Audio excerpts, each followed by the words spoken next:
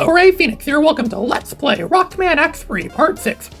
Now we got that helmet upgrade from Dr. Light. Now whenever we highlight levels now, it shows all the different pickups that are in the level, and the ones that are colored in pink are ones we don't have yet, and the ones that are colored in white are the ones we have already collected. Sorry, some things in this level we haven't collected yet, so we're going to go on this large scavenger hunt throughout the game, so we could find the remaining things that need to be collected. The remains of the game, not the remains of the day, the remains of the game. I remember the movie Remains of the Day. It was kind of a bit of a dull movie, but around some sort of it was set in some sort of farm, I think, in England somewhere, or some sort of mansion or someplace like that. I remember I saw a movie where someone had a lunchbox. Some guy was selling lunchboxes of that movie. You know, kids love to put movies, to get lunchboxes of movies they like Star Wars, Jurassic Park, Indiana Jones, Men in Black, and of course, Remains of the Day. All the kids love the movie Remains of the Day, right? Who wouldn't want to have that in their lunchbox? A movie that would make any kid, that would pretty much serve as a perfect babysitter for any kid. Because movies aren't the best babysitters.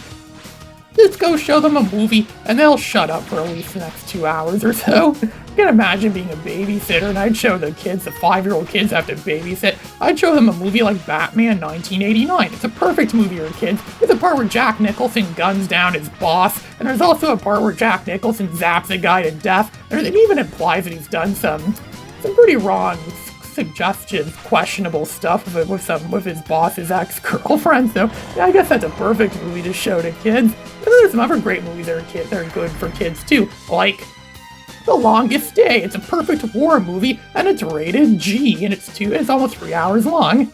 We're finally getting the best upgrade we've needed this entire time, and it's now gonna be ours. The body armor. Yeah, the armor. So now things aren't gonna kill us in 1 or 2 hits anymore. Now we're gonna have it's like a bulletproof vest. You want me to walk around Sesame Street without a bulletproof vest? Forget about it. You want me to walk around Rockman X3 without a body armor vest? Forget about it. Yeah, well now we have this armor now, and it's gonna generate that shield around us whenever we get hit, which is gonna reduce our damage by quite a significant amount. So, yeah, now it takes several hits for us to get killed now. Not just 1 or 2 like how it was at the beginning of the game. Oh, if only they gave this to us much sooner in the game.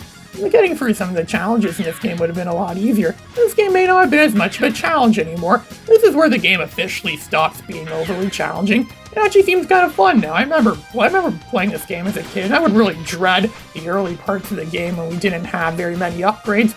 But by the time we get into the later levels of this game, we have more upgrades now, and I find the game became a lot easier. To make matters worse, it's painful to think about this now, but back when I used to play this on my emulator, I never found a real copy of this game, though I'd play on my emulator, and when I would play this on emulator way back in the day, I would just use my keyboard since I didn't have a controller for my PC back then. And so I would just use a keyboard. Yeah, I know how hard it is to play a game like this on a keyboard. Keyboards were never the best for gaming. And oddly enough, I have that very same keyboard I would use to play this game right here in front of me right now, and I still use it for my new modern desktop computer. This just goes to show how great keyboards have always been. Keyboards have pretty much been the same for decades. There's some stuff in this level we haven't collected yet. I think there's another ride armor in this level. And there's also a heart tank as well too, I think we haven't collected yet. And there's a pink Dr. Light capsule. Now we collected all the Dr. Light capsules in the game, there's gonna be pink Dr. Light capsules now, and each one gives us one of 4, I think there's 1 of 4, different special abilities. But you can only have 1 at a time. But I don't bother to collect any of them, because if you collect none of them, you can get an extra special gift in the first Dr. Doppler stage.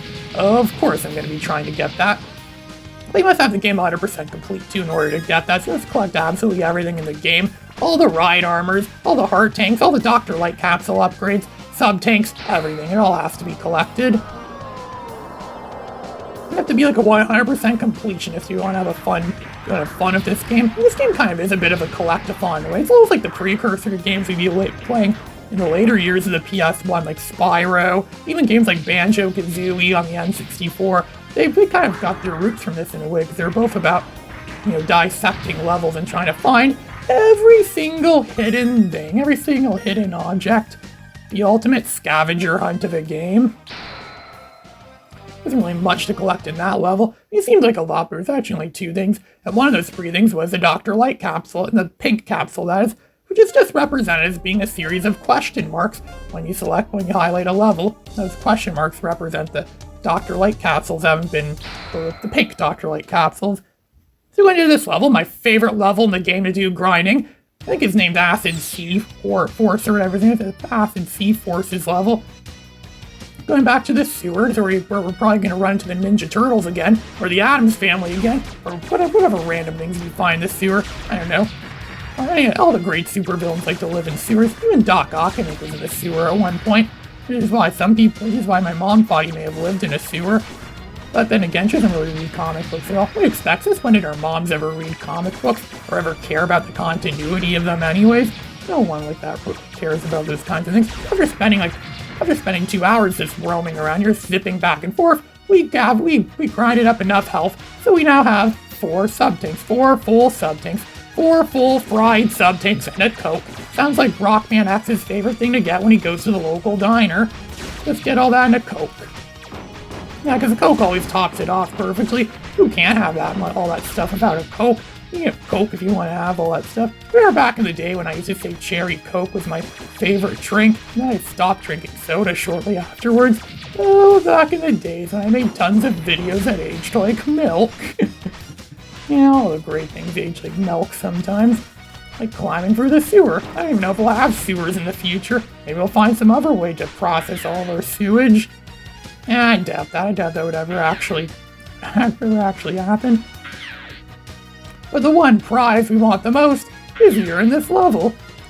It's just another thing that's going to add to our progress. This is one of the few times the frog armor is actually useful, because this is one of the only water levels in this game. There aren't really very many water levels in this game, or levels where we go underwater. Look at that, it's just flopping like a fish, very slowly, like pop, pop, pop. It's just going very slowly. Kind of like Robin's Robin Mobile. It goes, eeeeee. It's like that solar-powered car. I'm a solar-powered car. I don't go very fast. Eeeeee.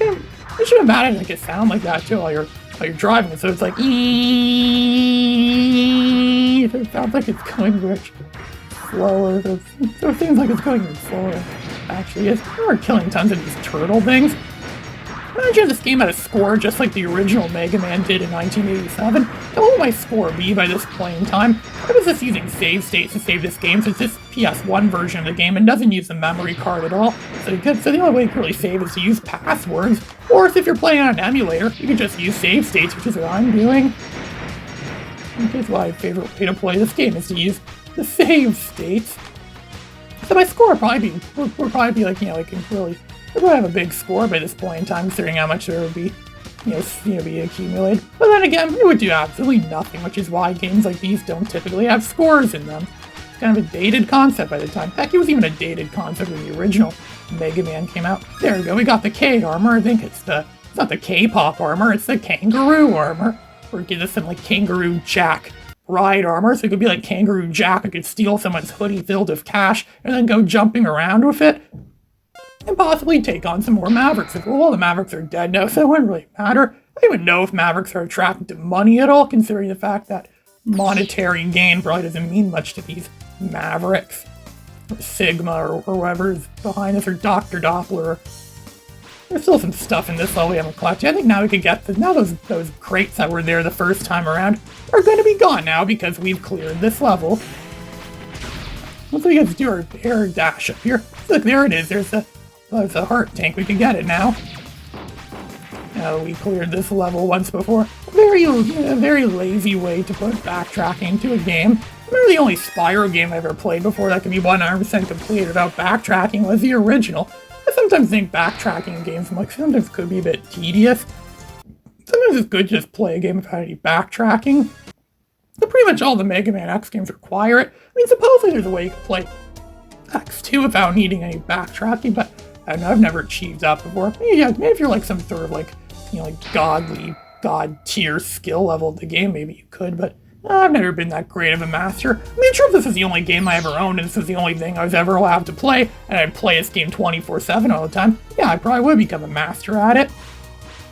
But there's tons of other games that exist. I don't dedicate my life just to playing one single particular game, when there's a huge plethora of tons of other games that exist. You know, any game would get boring if it was the only game you would ever play. This game isn't that long anyways. I think we could easily beat in like maybe 2 to 3 hours depending on what your skill level is.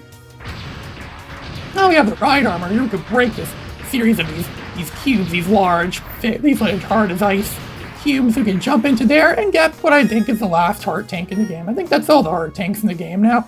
We have all the ride armors, all the sub tanks, and all the upgrades.